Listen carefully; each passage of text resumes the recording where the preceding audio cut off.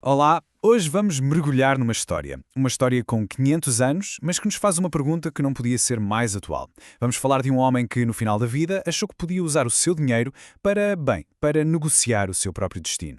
E a pergunta é esta, e é uma pergunta que atravessa séculos. Será que o dinheiro consegue mesmo comprar a salvação? Será que o poder que temos aqui na Terra vale alguma coisa depois de morrermos? Bem, a nossa personagem está prestes a descobrir a resposta, e da pior maneira possível.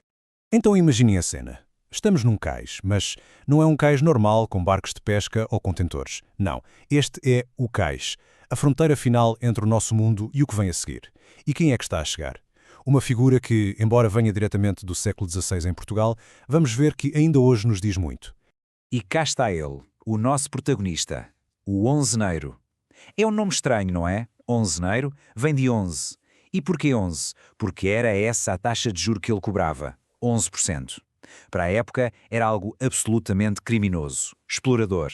Para sermos claros, estamos a falar do agiota daquele tempo. Alguém que fez a sua fortuna à custa do desespero dos outros.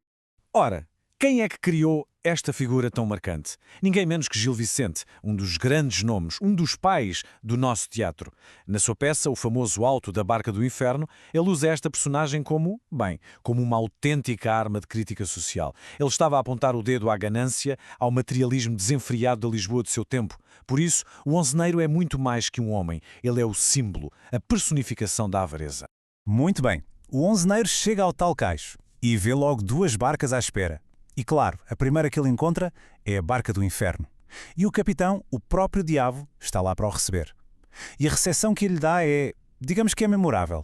Reparem nisto. O diabo olha para ele e diz: "Oh, que má hora venhais, onzeneiro, meu parente." Parente! É arrepiante, não é? Ele não o trata por passageiro, nem por cliente. Não, trata-o por família. E esta única palavra diz tudo sobre a relação deles. É que, na perspectiva do diabo, eles são da mesma laia. A exploração, a ganância que o onzeneiro praticou em vida, isso se torna os cúmplices, quase sócios. A matéria-prima do negócio do onzeneiro na Terra é a mesma que alimenta o inferno. São de facto parentes no mal, ligados por estes desprezos pelos outros. E pensem nisto. Qual é o grande arrependimento do onzeneiro agora que chegou ao fim? Será que são os pecados que cometeu? A miséria que causou? Nada disso. O que ele lamenta mesmo é não ter tido mais tempo para ganhar dinheiro. Para apanhar, como ele diz. A morte, para ele, foi só um péssimo negócio que o apanhou a meio da colheita. É incrível. A obsessão dele é total, completamente cega. E aqui está a grande ironia, a ironia trágica da história toda. O homem que passou a vida inteira a juntar dinheiro chega ao momento mais importante de todos, de bolsos vazios, sem um tostão.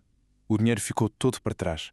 E o diabo, que o reconhece como um dos seus, nem perde tempo a discutir. Manda-o logo entrar. Destino, a infernal comarca.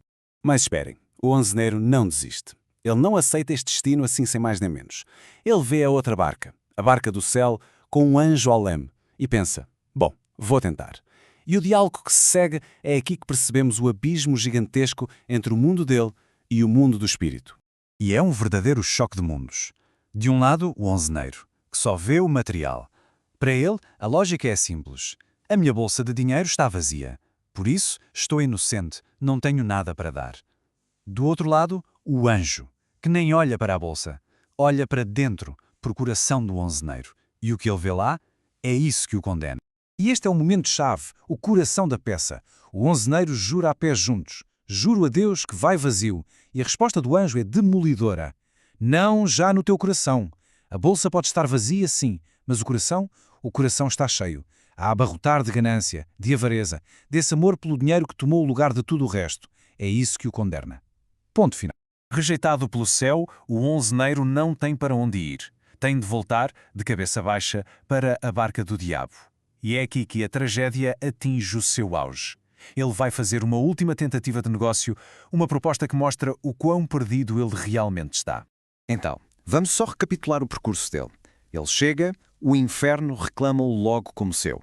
Tenta a sua sorte no céu, mas é rejeitado não pelo que tem ou não tem nos bolsos, mas por aquilo que é por dentro. E agora, volta ao início, para a barca do diabo, para enfrentar as consequências. E qual é a sua última desesperada proposta? Ouçam bem isto.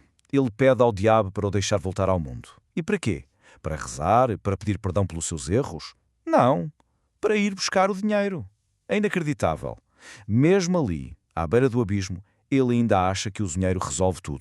E é este o erro fatal dele, a sua grande tragédia. Ele não percebeu nada. Para ele, o anjo não o deixou entrar porque ele não tinha dinheiro para pagar a passagem, como se fosse uma portagem. Ele pensa que se tivesse ali o seu saco de moedas, tinha comprado um bilhete para o céu. A mente dele está tão focada no materialismo que já não consegue ver mais nada. A última coisa que ele diz, enquanto o empurram para a barca, é uma pergunta cheia de desespero. Oh triste, quem me cegou? Quem é que o cegou? A resposta é tão simples e tão terrível. Foi ele próprio. Foi a sua ganância. Ele ficou tão obcecado com o brilho do ouro que deixou de ver todo o resto. Ele construiu a sua própria prisão. Então o que é que tiramos disto tudo? O que é que esta história com mais de 500 anos nos diz hoje? É que a crítica de Gil Vicente continua tão, ou talvez até mais, afiada do que era na sua época. A mensagem é brutalmente clara. Viver só para acumular dinheiro, especialmente à custa dos outros, leva a um beco sem saída. É um caminho de vazio espiritual que acaba em ruína. No final das contas, a quantidade de dinheiro que se tem no banco não vale absolutamente nada quando o que está em jogo é o nosso caráter. E não pensem que isto é uma história do passado.